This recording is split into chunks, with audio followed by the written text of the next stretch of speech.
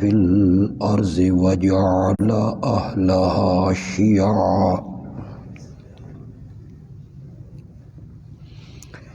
شيعا يستضعف طائفة منهم يذبح أبناءهم ويستحيي نساءهم إنه كان من المفسدين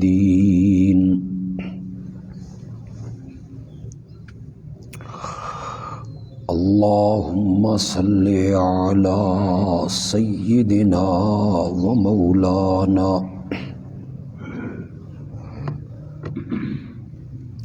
محمد النبي الأمي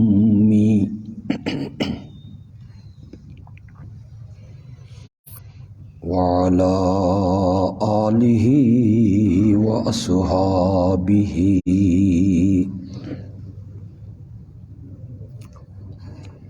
وبارك وسلم ثم صل عليه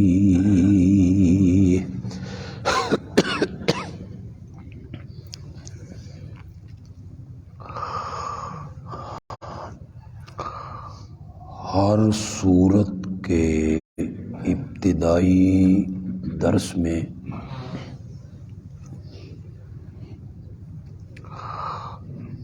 یہ بیان کرنا ضروری ہے کہ اس سورت کا یہ نام کیوں رکھا گیا،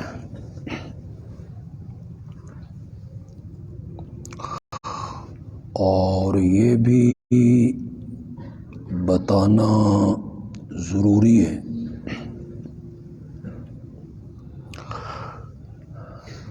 کہ قرآن کی موجودہ ترتیب میں سورت قصص کو سورت نمل کے بعد کیوں رکھا گیا،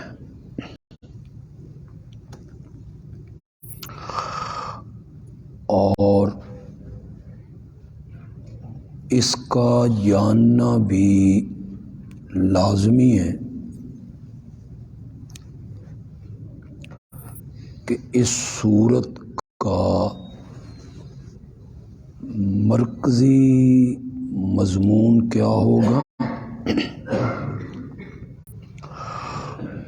اور کن کن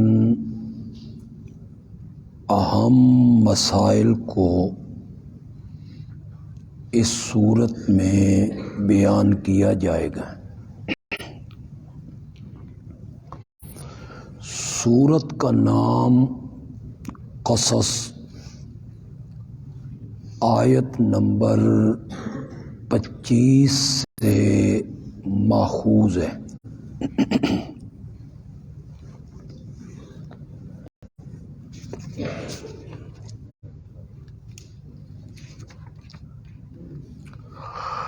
کہ حضرت موسیٰ علیہ السلام مدین پہنچے اور انہوں نے اپنے حالات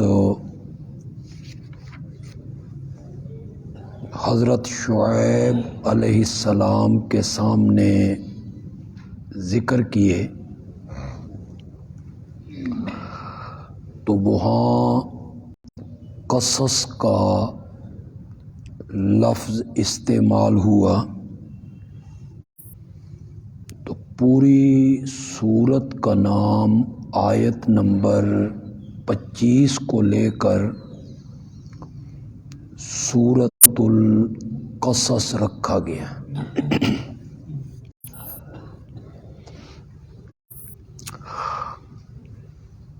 اس سورت کو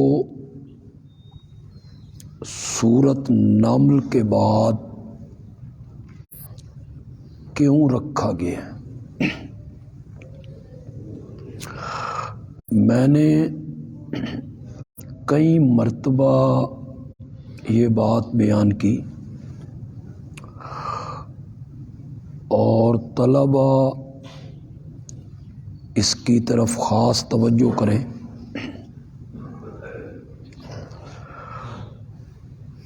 ہمارے شیخ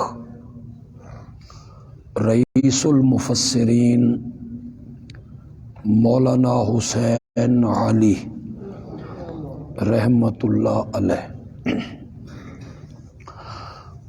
وہ اس بات کے قائل ہیں کہ قرآن ایک مربوط کتاب ہے، ہر سورت کا دوسری سورت سے تعلق ہے، ہر آیت کا پہلی آیت سے جوڑ ہے۔ دلیل ان کی یہ ہے کہ اگر ان صورتوں کا آپس میں جوڑ نہ ہوتا اور ان آیتوں کا آپس میں ربط نہ ہوتا تو جس ترتیب سے قرآن اترا تھا ہمارے پاس قرآن بھی اسی ترتیب سے ہونا چاہیے تھا۔ سب سے پہلی سورت اتری اقرا بسم ربک الذی خلق، اسے رکھوایا گیا آخری پارے میں۔ سورت فاتحہ 5ویں نمبر پہ اتری، اسے جگہ ملی سب سے پہلے۔ تو اگر ربط کوئی نہیں، صورتوں کا تعلق کوئی نہیں، تو پھر ترتیب وہی ہونی چاہیے تھی جس طرح قرآن اتر رہا تھا۔ تو یہ جو صورتوں کی ترتیب رکھی گئی اور یہ رکھوائی خود حضرت محمد الرسول اللہ صلی اللہ علیہ وسلم نے۔ جب کچھ آیتیں آپ پر اترتی تو آپ فرماتے ان آیتوں کو فلاں سورت کی فلاں آیتوں کے ساتھ رکھ دو۔ تو معلوم ہوتا ہے کہ جو آپ آیتیں رکھوا رہے ہیں تو ان دو آیتوں کا آپس میں کیا ہے؟ تعلق ہے۔ تو ربط اور اس قرآن کا مربوط ہونا، اس کی یہ دلیل پیش کی ہے مولانا حسین علی رحمۃ اللہ علیہ نے۔ آپ کو یاد ہو تو سورت فرقان سے ایک مضمون اللہ رب العزت نے شروع کیا ہے، تبارک الذی نزل الفرقان علی عبدہ۔ مضمون یہ تھا کہ جس طرح متصرف میں ہوں، قادر میں ہوں، قدیر میں ہوں، مالک میں ہوں، عالم الغیب میں ہوں، اسی طرح ہر چیز میں برکتیں دینے والا بھی۔ یہ ایک مضمون سورت فرقان سے شروع کیا گیا، وہاں عقلی دلائل پیش کیے گئے۔ سورۃ شعراء میں اس پر مختلف انبیاء سے نقلی دلائل پیش کیے گئے۔ سورت نمل میں جو ہم پڑھ چکے ہیں اس میں اس دعوے کی دو علتیں بیان کی گئی۔ میں ہی برکات دہندہ کیوں ہوں؟ اس کی پہلی دلیل یہ ہے کہ عالم الغیب میں ہوں، میں ہی برکات دہندہ کیوں ہوں؟ اس کی دوسری دلیل یہ ہے کہ مختار کل اور متصرف بھی میں ہوں۔ یہ پچھلی صورتوں کا خلاصہ ہے جو میں نے آپ کو بتایا۔ اب سورت قصص میں بیان کیا جائے گا کہ یہ جو دعوی تبارک ہے کہ برکتیں دینے والا، ہر چیز میں برکت ڈالنے والا صرف میں ہوں، اس کو جرت و بہادری سے لوگوں تک پہنچاؤ۔ اس رستے میں مصائب آئیں گے، دکھ آئیں گے، تکلیفیں آئیں گی، فتوے لگیں گے، پھبتیاں کسی جائیں گی، راستے روکے جائیں گے، لیکن پریشان نہیں ہونا، غم نہیں کرنا، آخری کامیابی تمہاری ہونی ہے۔ اب اس کا مرکزی مضمون کیا ہوا کہ اس دعوی تبارک کو بہادر اور شجاع ہو کر لوگوں تک پہنچاؤ۔ اس رستے میں مصائب آئیں گے، مشکلات آئیں گے، دکھ آئیں گے، انہیں برداشت کرو اور اس کے پہنچانے میں کوئی کمی اور کوتاہی نہیں کریں۔ یہاں چلو عوام بھی کچھ فائدہ حاصل کر لیں گے، نہیں تو طلبہ تو کریں گے۔ جن طلبہ نے دورہ تفسیر پہلے پڑھ رکھے ہیں ان کو یقیناً علم ہوگا، یہ میرا گمان ہے، اللہ کرے صحیح ہو۔ سورت آراف کا بھی یہی دعویٰ تھا اور سورت طٰہٰ کا بھی یہی دعویٰ۔ سورت طٰہٰ میں بھی یہی کہا گیا کہ جس مسئلے کو ہم نے سورت بیان کیا ہے نا، اس مسئلے کو بہادر ہو کے پہنچاؤ، اس کا یہی دعویٰ تھا۔ سورت طٰہٰ کا کیا دعویٰ تھا کہ جس مسئلہ ہم نے ان کے اعتراضات سورت کہف میں جواب دے دیے، سورت بنی اسرائیل میں انہیں ایک معجزہ ہم نے دکھا دیا ہے، اس مسئلے کو بہادر ہو کے پہنچاؤ، جرت سے پہنچاؤ، جس طرح حضرت موسیٰ نے پہنچایا تھا۔ آراف میں بھی حضرت موسیٰ کا ذکر، طٰہٰ میں بھی حضرت موسیٰ کا ذکر، اور سورت قصص میں بھی حضرت موسیٰ۔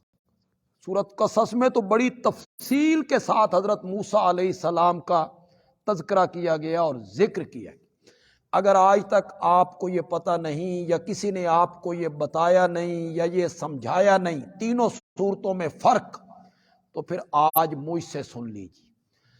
سورت آراف میں جب اس دعوے کو بیان کیا گیا تو اس وقت نفی شرک فی التصرف مقصود تھی۔ کس مسئلے کو بہادر ہو کے پہنچانا ہے؟ اللہ کے سوا مختار کل کوئی نہیں، اللہ کے سوا پکار کے لائق کوئی نہیں، اللہ کے سوا مالک اور قادر۔ اس وقت یہ مقصد تھا وہاں نفی شرک فی التصرف۔ اور جب سورت طٰہٰ میں بیان کیا نا، اس وقت مقصود تھا نفی شرک فی الشفاعت۔ جس شفاعت کا تصور مشرکین کے ذہن میں، یہودیوں کے ذہن میں، عیسائیوں کے ذہن میں ہے، ہمارے بزرگ بڑے پہنچی ہوئی سرکاریں ہیں، یہ رب سے چھڑا لیں گے، یہ منوا لیتی ہیں، اللہ ان کی بات نہیں موڑتا۔ سورت طٰہٰ میں کہا جائے گا کھل کے اس بات کو بیان کرو کہ اللہ کے سامنے شفیع غالب کوئی نہیں، ڈنڈے والی سفارش کوئی نہیں، جبر والی سفارش اور شفاعت کوئی نہیں۔ شفاعت ہوگی لیکن ہوگی بالاذن۔ کون اجازت دے گا؟ تو اللہ اجازت دے گا تو شفاعت ہوگی۔ اور سورت قصص میں جب پھر اسی دعوے کو بیان کیا گیا تو اب مقصد ہے نفی شرک فی البرکت۔ اس مسئلے کو بہادر ہو کے پہنچاؤ کہ اللہ کے سوا برکات دہندہ کوئی۔ اب سمجھ آئی کہ اب بھی سمجھ نہیں آئی؟ تینوں دعوے تینوں صورتوں میں ایک ہی دعویٰ، فرق میں نے آپ کو تینوں صورتوں کا سمجھا دیا ہے۔ سورت میں حضرت موسیٰ علیہ السلام کا واقعہ بڑی تفصیل سے ذکر ہوگا۔ کیوں ہوگا؟ للتشجیع کا مطلب ہے شجاعت دلانے کے لیے، بہادری پیدا کرنے کے لیے، لوگوں کو بتانے کے لیے کہ اس راستے میں مصائب کتنے آتے ہیں، اس راستے میں دکھ کتنے اٹھانے پڑتے ہیں، اس راستے میں اپنوں کی طرف سے کتنے تانے سانے پڑتے ہیں اور مخالفین کیا کاروائیاں کرتے ہیں۔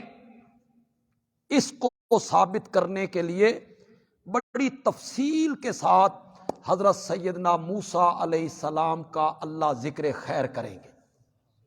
اس میں یہ بھی بتائیں گے کہ فرعون شروع میں تو بڑا چڑھ کے آیا تھا، لیکن آخر کار وہ ناکام ہوا، حضرت موسیٰ سمندر کے پار ہو گئے اور ہم نے فرعونیوں کو سمندر میں غرق کر کے رکھ دیا تھا۔ تو میرے پیغمبر آپ نے بھی نہیں گھبرانا، آخری کامیابی حضرت موسیٰ علیہ السلام کی طرح آپ کے حصے میں آئے گی۔ اللہ کچھ عقلی دلیلیں دیں گے اس بات پر کہ لوگوں کو اپیل کی جائے کہ ہر چیز میں برکت دینے والی ذات ہے تو وہ صرف کس کی ذات ہے؟ اللہ کی۔ کچھ طبیعتیں ہوتی ہیں، دنیا دار لوگ، مالدار لوگ، انہیں اپنے مال پر، عہدوں پر، دولت پر، سونے چاندی پر، کاروبار پر بڑا ناز نخرہ ہوتا ہے، اور یہی دولت رکاوٹ بن جاتی ہے حق کو قبول کرنے میں۔ یہ دولت رکاوٹ بنتی، اس کے لیے سورت کے آخر میں اللہ قارون کا ذکر کریں گے، لوگوں کو بتانے کے لیے کہ دولت ایسی چیز نہیں ہے جس پر فخر کیا جائے۔ دولت کے ذریعے اللہ مولانا حسین علی کی قبر کو نور سے بھر دے۔ بعض اوقات تو بندہ دنگ رہ جاتا۔ شروع میں حضرت موسیٰ کا جب واقعہ بیان کریں گے اس میں اللہ 6 امور ذکر کریں، 6 امور، اور آخر میں جا کے اللہ وہی 6 امور نبی سورت کا شروع اور آخر آپس میں مل جائے۔ یہ سورت کا مضمون میں نے آپ کو سمجھا دی۔ اگر کوئی آپ سے پوچھے، جتنے دنیا دار کوئی شہری لوگ بیٹھے ہو، اگر کوئی آپ سے پوچھے دولت مندوں کو، ایسے دولت مند جو حق کو قبول نہیں کرتے، دولت پہ ریچھ کے، انہیں بتایا جائے گا کہ دولت کوئی چیز نہیں ہے، اور 6 امور شروع میں اور آخر میں۔ میں اس کہ سارا میں ترجمہ کرتا چلا جاؤں، مشہور واقعہ ہے، بچہ اس واقعہ سے واقف ہے، حضرت موسیٰ علیہ السلام کے واقعہ سے۔ میں اس کا خلاصہ آپ کے سامنے رکھ دیتا ہوں، جو آیتیں چلا جاؤں۔ یہ شروع میں جو الفاظ آتے ہیں طا سین میم، انہیں حروف مقطعات کہا جاتا ہے۔ مقطعات کا معنی ہے جو کاٹ کاٹ کے پڑھے جائیں، تو یہ چونکہ کاٹ کاٹ کے پڑھے جاتے ہیں، طا سین میم، الف لام میم، کاف ہا یا عین صاد، چونکہ یہ کاٹ کے پڑھے جاتے ہیں اس لیے ان کو کہتے ہیں حروف مقطعات۔ ان کی مراد کیا ہے، معنی کیا ہے، اس کا معنی اور مراد عرش والا ہی بہتر جانتا، نہ کسی صحابی سے منقول ہے اور نہ نبی اکرم صلی اللہ علیہ وسلم سے منقول۔ تلک آیات الکتاب المبین، یہ آیتیں ہیں روشن کتاب کی۔ الکتاب کی صفت اگر المبین آئے کئی صورتوں میں الکتاب کی صفت الحکیم آئے گی، تلک آیات الکتاب الحکیم، کئی صورتوں میں آپ پڑھیں گے، اور کئی صورتوں میں کتاب کی صفت مبین آئے گی۔ اس میں فرق کیا ہے؟ کیا فرق ہے اس میں؟ المبین صفت آ جائے تو کیا ہوگا، الحکیم صفت آ جائے تو کیا ہوگا؟ اگر الکتاب کی صفت الحکیم آ جائے نا تو اس کا مطلب یہ ہوگا کہ اس صورت میں عقلی دلائل زیادہ ہے۔ عقلی دلائل کیا ہوتے ہیں؟ زمین، آسمان، سمندر، دریا، بارشیں، بادل، شجر، حجر، اس صورت میں وہ زیادہ ہوں۔ اور کتاب کی صفت المبین آئے نا تو اس کا مطلب یہ ہوتا ہے کہ اس میں نقلی دلائل زیادہ ہوں۔ نقلی کیا مطلب؟ انبیاء کے واقعات اللہ اس میں نقل کریں گے۔ سورۃ یوسف کے شروع میں کیا کہا گیا؟ تلک آیات الکتاب المبین۔ کیوں؟ اس میں حضرت یوسف کا ذکر تھا، حضرت یعقوب علیہ السلام کا ذکر تھا، تو یہاں تلک آیات الکتاب المبین کہہ کے شروع میں بتایا گیا کہ اس میں زیادہ تر واقعات، دلائل انبیاء سے لیے جائیں گے۔ نتلو علیک من نبأ موسیٰ و فرعون، ہم پڑھتے ہیں آپ پر کچھ حالات حضرت موسیٰ کے اور فرعون کے، بالحق، سچ سچ، بالکل ٹھیک اور درست واقعات آپ کے سامنے ہم پڑھنے لگے ہیں۔ اس قوم کے لیے جو یقین رکھنے والے لوگ ہیں، ایمان کی طلب رکھتے ہیں، ان کے لیے اس واقعہ میں بڑی عبرت کا سامان موجود ہے۔ ان فرعون علا فی الارض، فرعون نے سرکشی کی تھی زمین میں، یہ پہلا امر ہے جی۔ حضرت موسیٰ کے واقعات میں جو 6 امور آئیں گے ان میں یہ پہلا امر ہے۔ کیا؟ فرعون نے سرکشی کی تھی، یہ امر ہے۔ بس یہ ذہن میں رکھیں، پھر آخر میں پہنچیں گے ان دونوں کو ملا لیں گے۔ بے شک فرعون نے سرکشی کی زمین میں، وجعل اہلہا شیعاً، اور اس نے کر دیا وہاں کے رہنے والوں کو گروہ گروہ، فرقوں میں بانٹ دیا۔ یا تو شیعان سے مراد یہ ہے کہ ایک گروہ بنی اسرائیل کا ہو گیا اور ایک گروہ اس کا اپنا ہو گیا جن کو قبطی کہتے ہیں، اس کی قوم۔ یا مطلب یہ ہے اس نے لوگوں کے درمیان لڑائیاں، جھگڑے، عداوتیں، دشمنیاں، اس کے بیج اس نے بوئے اور لوگوں کو گروہوں میں، فرقوں میں تقسیم کر دیا۔ ایک معنی یہ بھی ہو سکتا ہے کچھ کو طاقتور کر دیا اور کچھ کو کیا کر دیا؟ کمزور کر دیا۔ اس کی تشریح خود آگے آ رہی ہے، یستضعف طائفۃ منہم، خود اس کی تشریح آ گئی۔ ایک گروہ کو اس نے حکومت میں شامل کر لیا، اپنے گروہ کو، اپنی پارٹی کو، اپنی جماعت کو، قبطیوں کو، اور بنی اسرائیل کو اس نے کیا کر دیا؟ کمزور کر دیا، غلام بنا لیا، کمزور کر دیا اس نے ایک گروہ کو ان میں سے۔ کیا کرتا تھا؟ یذبح ابناءہم، ان کے بیٹوں کو ذبح کر دیتا تھا، ویستحیی نساءہم، ان کی عورتوں کو زندہ چھوڑتا تھا، اس لیے کہ ان سے بگاڑ کا کام لیں گے، گھر کی نکرانیاں بنے گی اور ان کی عصمتوں سے کھیلیں گے۔ ایک گروہ کو اس نے اس طرح کر دیا اور اپنا جو گروہ تھا اسے اس نے بلندیاں دینے کی کوشش کی۔ یہ جو شیعان کا لفظ ہے اس کا معنی ہوتا ہے گروہ۔ شیعہ کو بھی شیعہ اسی لیے کہتے ہیں کہ ان کا اصل نام تھا شیعان علی، علی کا گروہ، جنہوں نے شروع میں اس نعرے کو اٹھایا کہ علی سیدنا علی رضی اللہ تعالیٰ عنہ خلیفہ بلا فصل ہیں، وصی و رسول اللہ ہیں، نبی پاک کے بعد خلافت ان کو ملنی چاہیے تھی، وہی خلیفہ ہیں۔ تینوں نے غصب کر لی۔ جن لوگوں نے اس نعرے کو اٹھایا تھا ان کا نام کیا تھا؟ شیعان علی، علی کا گروہ۔ تو شیعہ کا معنی کیا ہے؟ گروہ۔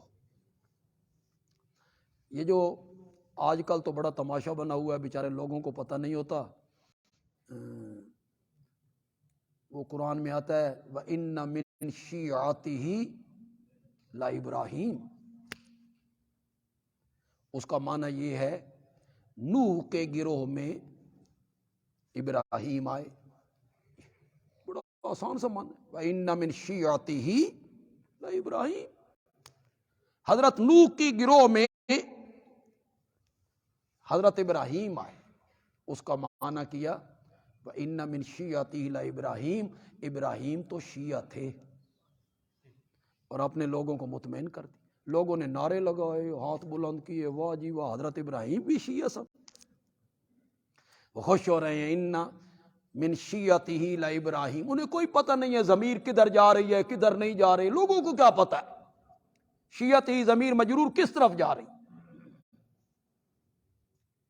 مانا کر دیا ابراہیم شیعہ تھے۔ میں یہاں پڑھنا تو نہیں چاہتا تھا وہ شعر، لیکن وہ سرائکی شاعر کا شعر ہے، آپ پتہ نہیں اس کو سمجھ سکیں یا نہ سمجھ سکیں۔ ایسا بھی نہ ہو کہ آپ چند سیکنڈوں کے بعد سمجھیں کہ شاعر کہہ کیا گیا ہے۔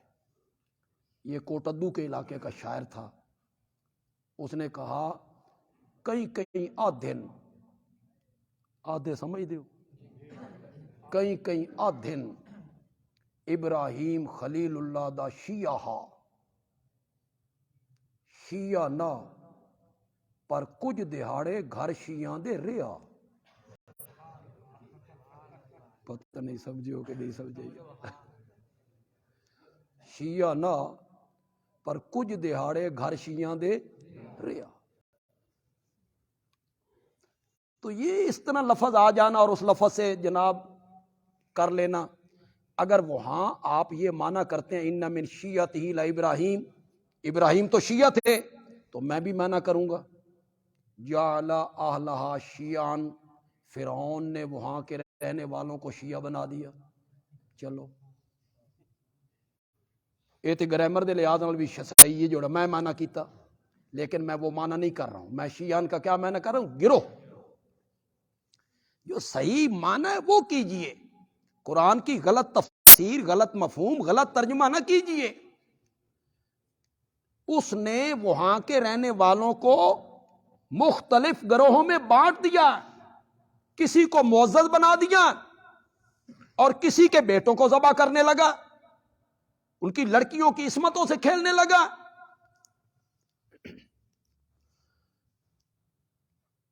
یہ جو بیٹوں کے ذبح کا اس نے حکم دیا تھا، یہ کیوں دیا؟ کئی علماء لکھتے ہیں کسی نجومی نے اسے بتایا تھا، بنی اسرائیل میں سے ایک بچہ آئے گا جڑا تیرا تختہ الٹے گا، کسی نجومی نے بتایا۔ اس نے کہا بنی اسرائیل کا کوئی بچہ زندہ نہ رہنا۔ کسی نے کہا فرعون کو خود خواب آیا تھا، خواب میں اس نے دیکھا کہ بنی اسرائیل کا ایک بچہ ہے جو میرے تخت کے لیے خطرہ بن گیا۔ لیکن یہ دونوں باتیں غلط ہیں، یہ صحیح نہیں۔ اسے پتہ تھا، آخر وہ حکمران تھا مصر کا حکمران ہے وہ۔ اسے پتہ تھا کہ رب نے حضرت ابراہیم سے یہ وعدہ کر رکھا ہے کہ تیری نسل میں نبوت رہے گی، تیری اولاد میں نبوت رہنی ہے۔ اور اسے پتا تھا کہ بنی اسرائیل حضرت یعقوب کی اولاد ہیں اور یہ حضرت ابراہیم کی کیا ہے؟ نسل ہے۔ اللہ نے وعدہ کیا ان سے کہ ان کے اندر پیغمبر آئیں گے، اس وجہ سے اس نے بچوں کو قتل کرنے کا آرڈر دیا تھا۔ وَنُرِيدُ، اللہ کہتے ہیں ہم نے چاہا، ان نمن، کہ ہم احسان کریں ان لوگوں پر جنہیں کمزور سمجھا جاتا تھا زمین میں۔ کون؟ بنی اسرائیل، حضرت موسیٰ کی قوم، جسے کمزور سمجھا جا رہا تھا نا، ہم نے ارادہ کیا کہ ہم ان پر احسان کریں، وَنَجْعَلَهُمْ أَئِمَّةً، اور ہم انہیں بنائیں پیشوا، اور ہم انہیں بنائیں وارث زمین کا، ملک کا، خلافت بھی دے، نبوت بھی ہم انہیں عطا کریں۔ ہم نے یہ ارادہ کر لیا ان پر احسان کرنے کا۔ وَنُمَكِّنَ لَهُمْ فِي الْأَرْضِ، اور ہم انہیں زمین میں ٹھکانہ دیں، مضبوط کریں، ہم انہیں دے گا جو ہمارے تخت۔ اللہ کہتے ہیں ہم چاہتے تھے کہ ہم انہیں یہ ساری بات دکھا دیں، ان کے سامنے لے آئیں۔ حضرت موسیٰ پیدا ہو گئے۔ حضرت موسیٰ علیہ السلام جب پیدا ہوئے، وہ دور اور فرعونیوں کو پتہ چل گیا ہے نا،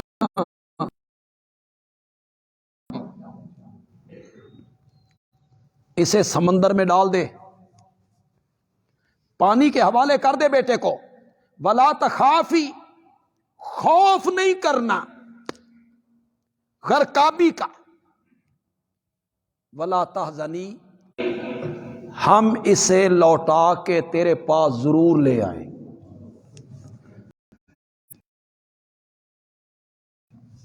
امر دوم، کیا؟ ہم موسیٰ کو لوٹا کے تیرے پاس لے آئیں گے۔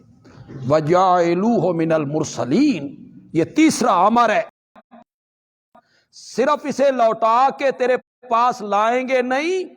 پتہ چلا کہ صندوق تو فرعون کے محل کے ساتھ جا کے اٹک گیا ہے، اور فرعون کی بیگم نے اپنے نوکروں کے ذریعے اس صندوق کو وہاں سے نکلوا لیا ہے، تو میرا بیٹا تو اب یہ میری اور تیری آنکھ کا چین ہے، ٹھنڈک ہے، لا تقتلوہ، اس کو قتل نہ کرو، عسیٰ ان ینفعنا، ہو سکتا ہے کہ یہ بچہ ہمیں نفع پہنچائے، او نتخذہ ولدا، یا ہم اس کو اپنا بیٹا ہی بنا لیں، ہماری اولاد نہیں ہے، یہ ہمیں نفع پہنچائے گا، ہم اسے اپنا بیٹا بنا لیں۔ وَهُمْ لَا يَشْعُرُونَ، اور ان کو پتہ نہیں تھا کہ جس کے بارے میں کہہ رہے ہیں کہ یہ ہمیں نفع دے گا، ہم اسے پالیں، پرورش کریں، یہی بچہ کل ان کے سامنے آ کر کھڑا ہوگا۔ سمندر کے حوالے تو کر بیٹھی، دل کی کوٹھڑی دھک دھک کرنے لگی، تو موسیٰ کی ماں نے، قرآن کہتا ہے کہ اگر ہم نے اس کا دل مضبوط نہ کیا ہوتا نا، لولا اربتنا علی قلبہا، اگر ہم نے اس کا دل مضبوط نہ کیا ہوتا نا، تو ہو سکتا ہے وہ اپنا راز کسی کو بتا دیتی، ذکر کر بیٹھتی کہ وہ صندوق جو گیا وہ تو میرا بیٹا ہے، وہ ہم نے اس کے دل کو مضبوط کیا۔ موسیٰ کی ماں نے اپنی بیٹی حضرت موسیٰ کی بہن سے کہا، اس کے ساتھ ساتھ چلتی جا، صندوق کی نگرانی کرتی چلی جا، دیکھ ذرا صندوق کہاں پہنچتا ہے، لیکن اجنبی من کے یہ سب کچھ کرنا ہے، پتہ نہ چلے کہ صندوق والے بچے سے تیرا کوئی تعلق ہے۔ ادھر فرعون نے حضرت موسیٰ علیہ السلام کو اٹھا لیا، مختلف دایا بلائی گئیں، حضرت موسیٰ کسی کا دودھ ہی نہیں پیتے، اتنے میں حضرت موسیٰ کی بہن بھی وہاں پہنچ گئی، اور اس نے کہا اگر تم چاہو تو میں ایک دایا کا بتاؤں۔ انہوں نے کہا ہم تو یہ چاہتے ہیں کہ کوئی دایا ہو جو اس کو دودھ پلائے۔ قرآن کہتا ہے فرددناہ الی امہ، یوں ہم نے موسیٰ کو لوٹایا اس کی ماں کی طرف، ماں ہی دودھ پلائے گی، یوں ہم نے لوٹایا اسے ماں کی طرف، کہ تقر عینھا، تاکہ اس کی آنکھیں ٹھنڈی ہوں اپنے بچے کو دیکھ کر، ولا تحزن، اور وہ غم نہ کرے، ولتعلم، اور تاکہ اسے پتہ چل جائے، ان وعد اللہ حق، کہ اللہ کے وعدے کیا ہوتے ہیں؟ سچے ہوتے ہیں، لیکن اکثر لوگ اس حقیقت کو نہیں جانتے۔ حضرت موسیٰ علیہ السلام جب جوانی کو پہنچے، اللہ نے انہیں فہم دیا تھا، فراست دی تھی، عقل دیا تھا، تفقہ دیا تھا، سمجھ دی تھی۔ وہ شہر میں داخل ہوئے تو ایک بنی اسرائیل اور ایک قبطی، ان کا آپس میں جھگڑا ہو رہا تھا۔ جو بنی اسرائیل کا بندہ تھا، اس نے مدد کے لیے حضرت موسیٰ کو بلایا کہ یہ میرے ساتھ جھگڑ رہا ہے۔ حضرت موسیٰ علیہ السلام نے ایک مکہ اس قبطی کو مارا، اور قبطی انا للہ ہو گیا۔ اب حضرت موسیٰ علیہ السلام چھپ گئے، کسی کو پتہ نہ چلے۔ دوسرے دن پھر ٹو لگاتے لگاتے شہر میں آئے تو وہی بنی اسرائیل، وہی بندہ جو کل لڑ رہا تھا، وہ کسی اور قبطی سے لڑ رہا تھا۔ اس نے پھر حضرت موسیٰ علیہ السلام کو بلایا۔ حضرت موسیٰ علیہ السلام جو آگے بڑھے نا، اس بنی اسرائیلی نے سمجھا یہ مجھ پہ حملہ کریں گے، اور وہ کل مکے کی طاقت دیکھ چکا تھا کہ مکے میں کتنی قوت ہے، کہ وہ بندہ مر گیا۔ تو وہ بنی اسرائیل جلدی سے بول اٹھا، کل بھی ایک بندے نو ماریا سی، آج مجھے مارنا چاہتا ہے۔ یہ راز ہو گیا فاش کہ کل جو قتل ہوا ہے وہ ان کے ہاتھوں ہوا ہے۔ چنانچہ طے ہوا کہ اس قتل کے بدلے میں حضرت موسیٰ کو قتل کر دیا جائے۔ ایک اہلکار نے حضرت موسیٰ کو اطلاع دے دی۔ حضرت موسیٰ علیہ السلام وہاں سے بھاگ نکلے مدین کی طرف، مصر سے مدین کی طرف۔ حضرت موسیٰ علیہ السلام نے دیکھا بھی لوگ پانی بھر رہے ہیں، دو بچیاں ہیں لڑکیاں، وہ اپنے ریوڑ کو روک کے الگ کھڑی ہیں۔ حضرت موسیٰ علیہ السلام نے ان سے پوچھا بھی تم کیوں کھڑی ہو؟ انہوں نے کہا ہمارا باپ بہت بوڑھا ہے۔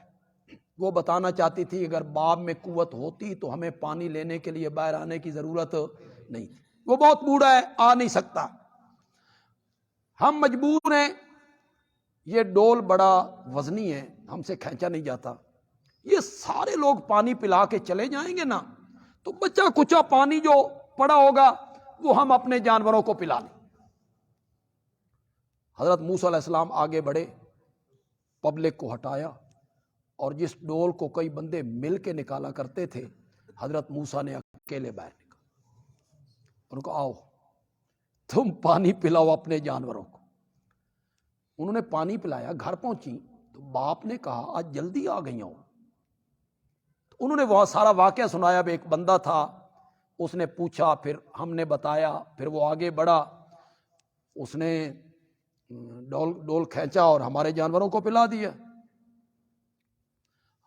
وہ جو بزرگ تھے، اکثر مفسرین کا خیال تو حضرت شعیب علیہ السلام تھے، لیکن کچھ مفسرین نے اور قول بھی کی ہے کہ حضرت شعیب علیہ السلام نہیں، کوئی اور بزرگ تھے، واللہ عالم بالصواب، قرآن نے اس کو ذکر نہیں کی۔ اس بزرگ نے کہا اس بندے کو بلا لاؤ، وہ مسافر ہے، ہمارے شہر کا نہیں ہے، تو جو اس نے خدمت کی ہے میں اس کی اجرت دے دوں، اسے کوئی خدمت کر دیں اس کی۔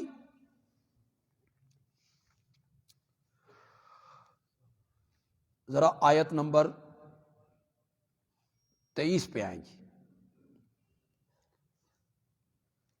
ہم صفحہ نمبر 503 پہ پہنچ گئے۔ فَسَقَىٰ لَهُمَا، حضرت موسیٰ نے پانی پلایا ان دونوں کے لیے، ثُمَّ تَوَلَّىٰ إِلَى الظِّلِّ، پھر آ بیٹھے ایک سائے میں۔ مصر سے چلے ہیں اکیلے، بھاگ کے آئے ہیں، خطرہ بھی ہے کہ پیچھے سے لوگ مجھے پکڑ کے نہ لے جائیں. ایک سائے میں بیٹھ گئے. فقالا، حضرت موسیٰ نے وہاں اپنے رب سے التجا کی. بس یہ التجا سننے والی ہے. ذرا اللہ کا بننے والا پیغمبر ہے، کچھ مدت کے بعد اسے نبوت عطا ہو جانی ہے. کہتے ہیں رب، اے میرے پالن ہار، انی لما انزلت الی من خیر فقیر، جو کچھ بھی کوئی اچھی چیز، یہاں خیر سے مراد کھانے کی چیز ہے، جو کوئی بھی اچھی چیز، کھانے کی چیز اس وقت تو میرے پاس بھیجے نا، میں تو محتاج ہوں. فقیر ان کا کیا معنی ہے؟ شاباش شاباش. حضرت موسیٰ علیہ السلام کیا کہہ رہے ہیں کہ میں کیا ہوں؟ محتاج ہوں. غنی جو ہے نا وہ صرف اللہ ہی غنی ہے، باقی سب اس کے در کے کیا ہیں؟ محتاج. اور لجاتی چلی آتی تھی. حضرت شیخ القرآن رحمت اللہ علیہ یہاں مانا کرتے تھے،